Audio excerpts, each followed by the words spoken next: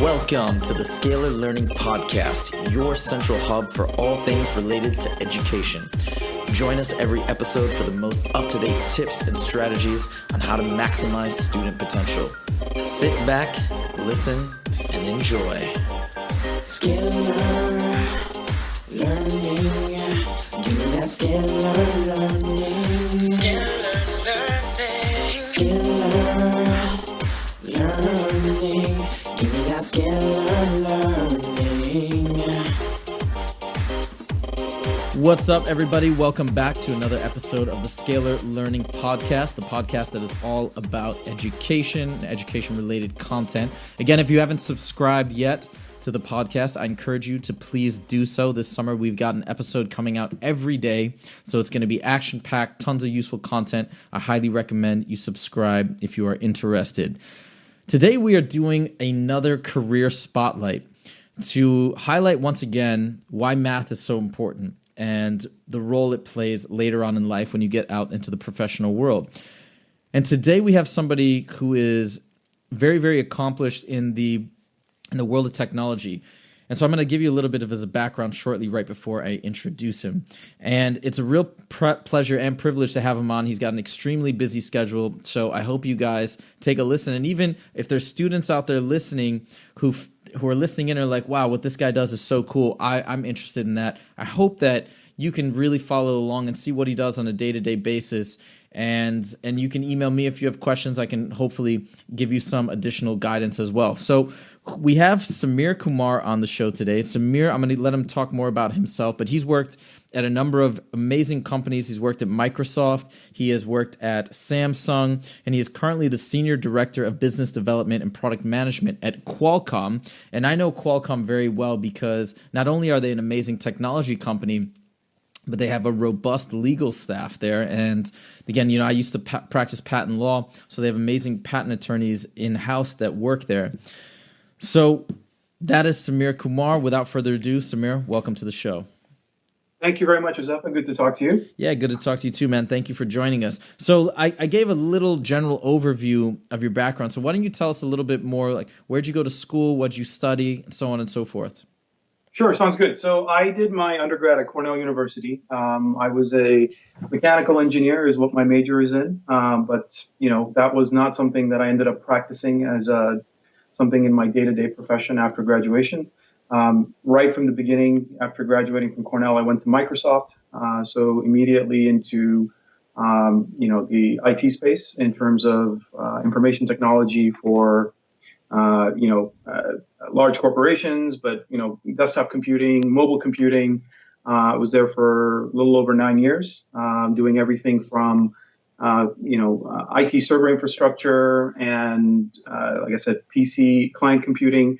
I got very early on into mobile computing in the early days of things like Pocket PC and smartphones. And then later in my career, moving into doing things that were more oriented in product management and product planning to help define future propositions that Microsoft would create in the IT space. And then after that, I went on to Palm for a little while, then Samsung, and then now I'm at Qualcomm. But all along in product management and more recently in business development oriented roles.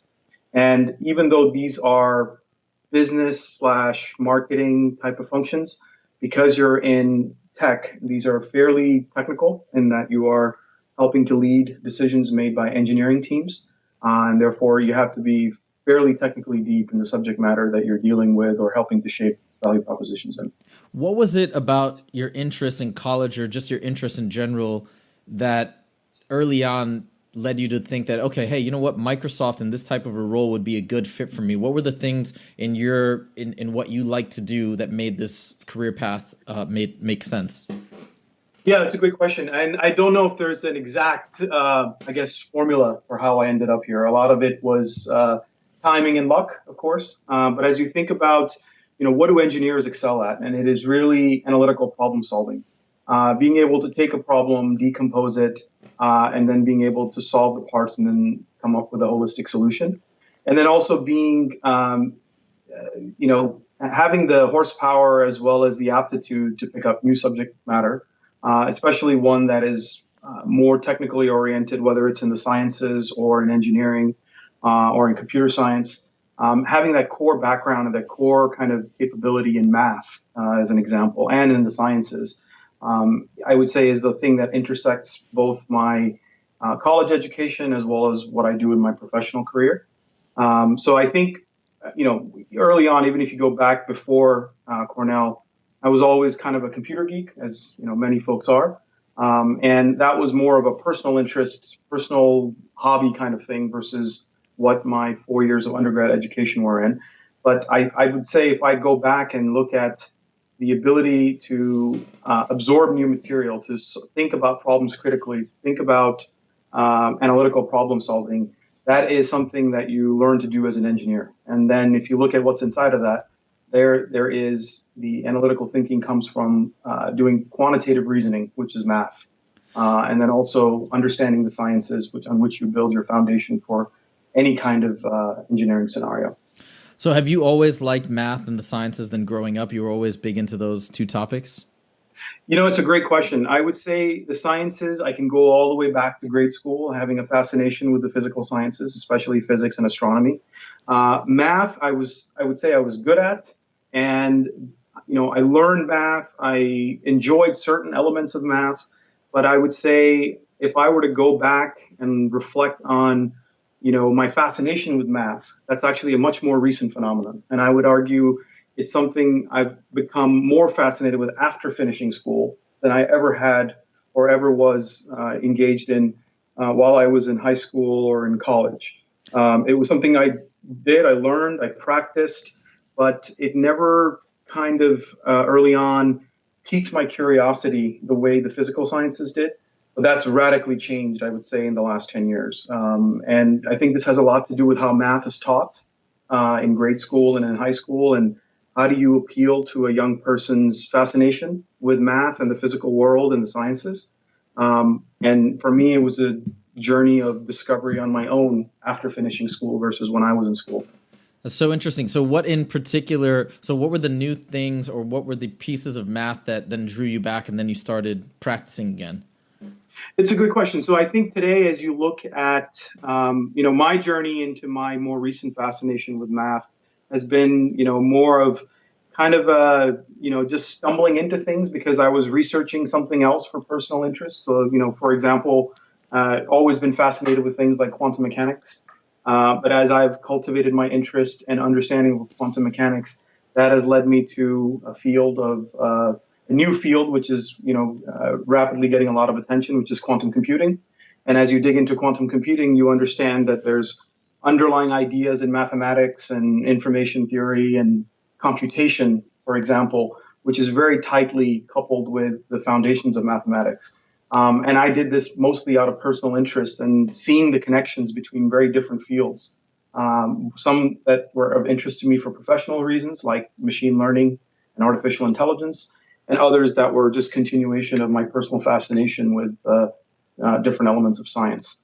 So I think for me, it was, seeing the connections, seeing, how things are related, where things overlap. You may think of one field as being very far away from another, but when you dig into it, you realize, wow, there's connections there that you would never imagine seeing. So a great example is when you're in grade school, or not in grade school, in high school, and I guess even in grade school, and you learn the concept of imaginary numbers. I mean, how many of us ever think something called an imaginary number would have an application in the real world that you and I would ever have to deal with in a professional setting? And, you'd be surprised to learn just how important things like imaginary numbers are, not just on paper, but in fields like artificial intelligence and machine learning. So that's an example of seeing a connection where you learn a concept many, many years ago. You never really had to use it in your professional life, and all of a sudden it shows up and you're like, wow, I finally see why this is so important. Yeah, and that's a problem even today still with math education, as a lot of the dots don't, even though the dots do connect, in fact, they're not connected in the classroom, and I think that can be a problem and a reason why there's so much disengagement usually. But you mentioned a few amazing terms and concepts. Just for the kids that are out there, or even parents that are listening that are unfamiliar with these terms, could you explain a couple of them, which were, I think you mentioned machine learning, you mentioned quantum mechanics, and you mentioned quantum computing.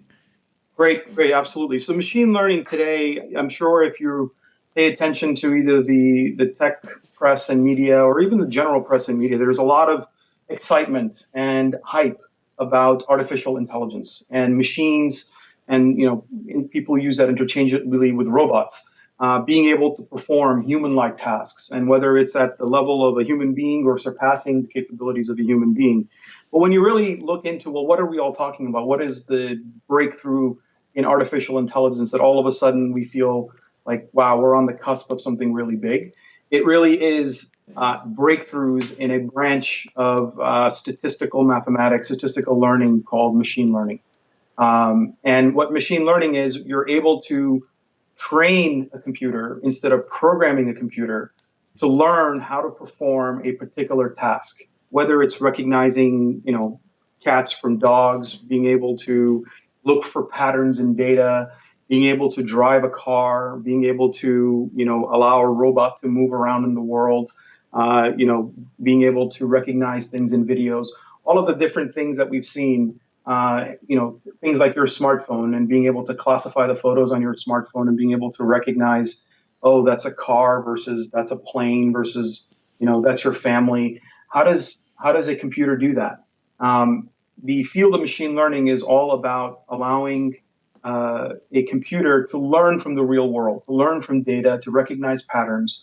And so therefore, ingrained in machine learning is statistics, which is a very important branch of mathematics, and an example where I did not, let's say, appreciate it as fully as I do today when I was learning that in college, and how critical that is today to things like artificial intelligence and machine learning.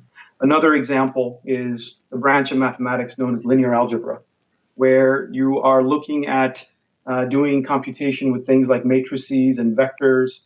And it's not just about geometry or trigonometry or things like that, but you actually realize that things like linear algebra are also at the foundations of being able to have effective machine learning algorithms and how they work. It turns out that advances in things like neural networks and the new hot area in machine learning, deep learning, the core of it is the application of linear algebra, taking matrices and being able to do all kinds of math operations on matrices. That forms basically the core engine on which modern machine learning and deep learning today are able to do what they do. So that's one. Yeah. You also mentioned, so when you look at quantum mechanics and quantum computing, in the physical sciences, quantum mechanics has been one of the breakthroughs, revolutionary breakthroughs of the 20th century and still being researched in the 21st century, which is to understand the world at the microscopic or even the subatomic, the submicroscopic level in terms of how the physical world looks. What are the rules that define the behavior of things like subatomic particles, of light, of the different forces of nature, and at very, very, very small scales versus the scale at which you and I exist, or let's say at the scale of the very large. And what we find is that the behavior and the rules that dictate how the world operates at this very small fundamental level are in fact very counterintuitive, very much against common sense. Things can be in two places at the same time. Things can have a very fuzzy nature to them. There's no such thing as it's exactly here doing exactly this thing, and I could predict with 100% certainty how that's going to work. It's basically ruled by the world, again, of statistics, statistical mathematics. And also what you find is if you can, in fact, manipulate and take advantage of these rules that exist at this very small scale, that has implications for, revolutionary breakthroughs in the world of computing and how we store information and how we process information. So as we probably are all familiar with the concept of a bit, a 0 and a 1, all of computer science is built on the idea that you store information as a 0 or as a 1, and then you perform different mathematical operations on that to be able to compute different kinds of algorithms. But quantum computing basically says that things can be 0 and 1 at the same time and everything in between. And so in the same state, you're able to say it's not just a 0, 1, or 2 states. It can have many, many different states. And then that has big implications on very complex problems and how you can solve them, and things that a traditional computer would take a very long time or would not be able to solve at all because there's just too much complexity there. that becomes tractable or solvable when you are able to effectively allow or employ techniques that use the concepts in quantum mechanics and its application known as quantum computing. So this is amazing because you've now basically given a huge laundry list of applications for math and all these amazing and interesting fields, and we haven't even got to how it goes in, how it's employed in your line of work, which is so cool. And this is such a great thing why I've had Samir on, because he does do a lot. He works very hard at Qualcomm and in his different roles, but he has all these other interests that are they're sort of aligned with what he does in a way, because it's science-based, it's math-based. This is really cool and actually unexpected. I didn't know you had so much knowledge about how math applies to all these fields, so it's awesome. So guys, hopefully all that stuff was as interesting to you as it was to me. And now what I'd love to do is get into, now I'd love to shift the focus to talking about your role at Qualcomm. Maybe I think I understand generally what you do, but maybe you could give another run through briefly of what you do there on a day-to-day basis, and then tie in mathematics in your daily work. Sure. So as you mentioned, my title is Senior Director of Product Management and Business Development. So I'll talk more about the product management part of it, because there is definitely elements of math that are very key to what I do and how I go about doing it. Business development is more about partnerships and building relationships, and also the legal aspects of contractual relationships and agreements. So that part let's say, won't have to focus on too much. But when you think about product management and what I do on a day-to-day basis, you have to think about, from a business side, when you look at new R&D initiatives, new technologies that are being researched, or new products that may come out in the future, a very traditional product management function that you would say any good product manager anywhere, whether it's Qualcomm or somewhere else, has to do, is to be able to quantify what is the opportunity, how much of a business impact it can have in terms of how do you make money, what does the revenue model look like, what is the size of the market. So market sizing is a very critical function that I have to perform along with my colleagues and peers and others in the industry. And market sizing fundamentally is employing very basic mathematics that all of us are familiar with, being able to say, well, this is how big the market is today. This is how much I think it's going to grow over the next few years. So, things like concepts that we'll learn or have already learned, like growth and compound annual growth, being able to then say the market is going to be this big in this time frame, and then being able to use other market sizing types of approaches to say, well, this is how much of the market, let's say, Qualcomm can capture for a certain type of proposition. And then being able to also go further and say, well, what kind of price or what will the market bear in terms of how much you can charge for a new product or service? How much is it going to cost for you to develop that new product or service? And then being able to bring that all together and say, this is how big the market is. This is how much of the market we can capture. This is what it's going to cost for us to actually develop the product or service, as well as to the effort we have to put in terms of dollars or resources to be able to capture that portion of the market, and then use that to help inform a decision if it makes sense for Qualcomm or whatever other company to actually invest in a particular space and enter the market. So that's kind of the traditional product management type of work, but because it's not just doing this in a vacuum where you're sizing markets and figuring out how much money you can make, you also have to work very closely with the engineering team to understand what is the value that you're bringing to the market, and quantifying that value, quantifying, what is the differentiator in, let's say, Qualcomm doing it versus one of its competitors. And a lot of that also requires,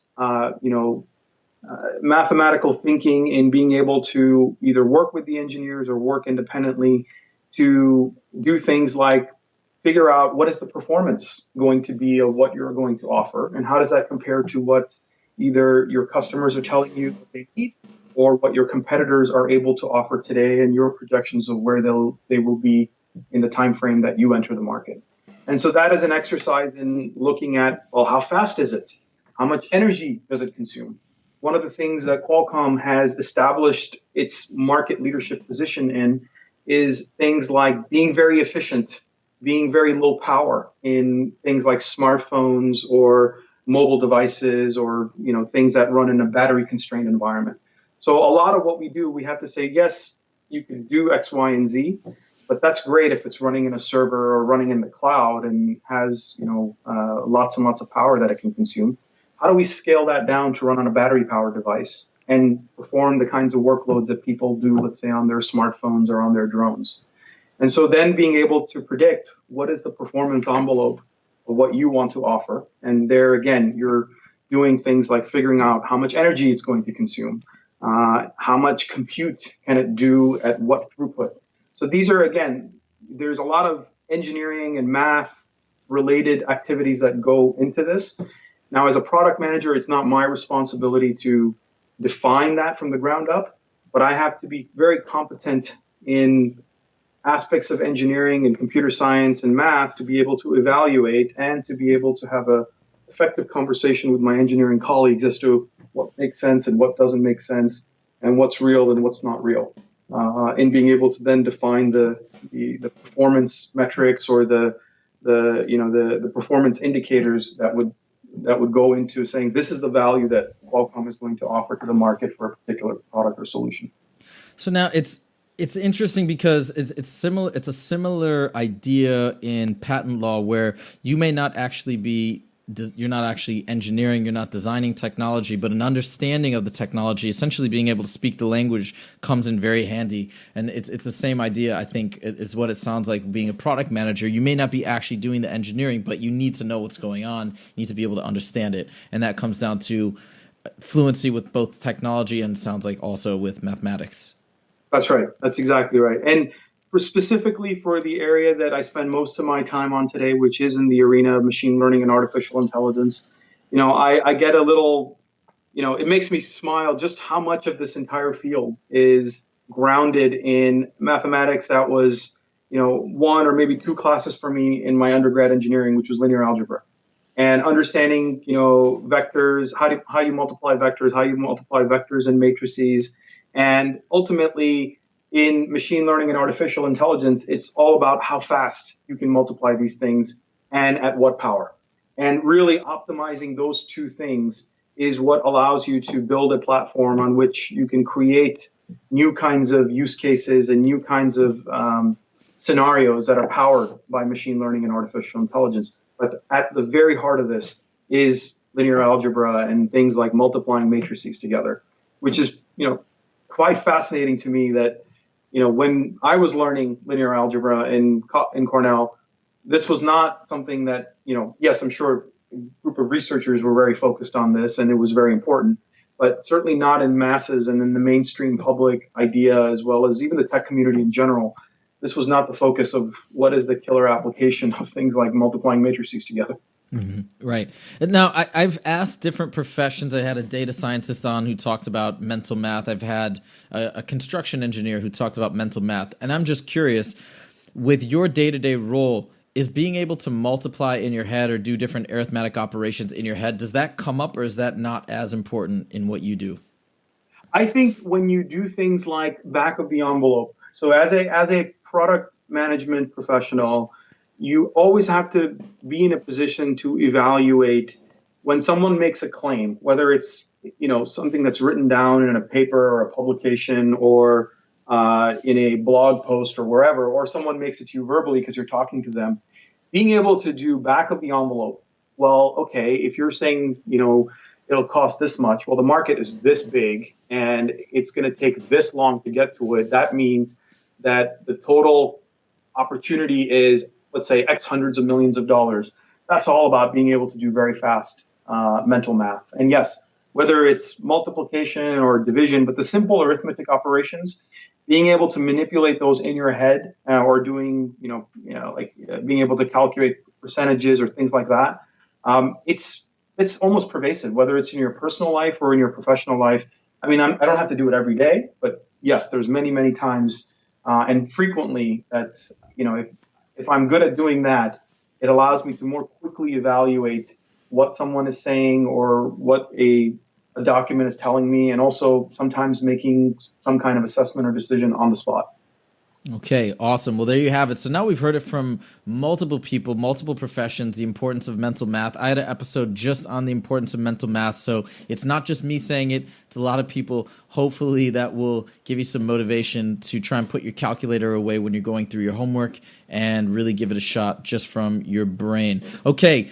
Samir, I know you have tons of things to do. I really appreciate you coming on the show. Thank you so much. That was illuminating, to say the least, and I hope everybody out there listening had a great time and enjoyed it as much as I did. If you want to check out the show notes, go to www.scalarlearning.com. And again, if you have any questions for me, feel free to email me at huzaifa@scalarlearning.com. And please, again, if you haven't yet, subscribe to this podcast for more awesome content. It was great having you guys listen in today. I'll see you guys next time. Take it easy. Scalar learning. Give me that scalar learning. Scalar learning. Give me that scalar learning.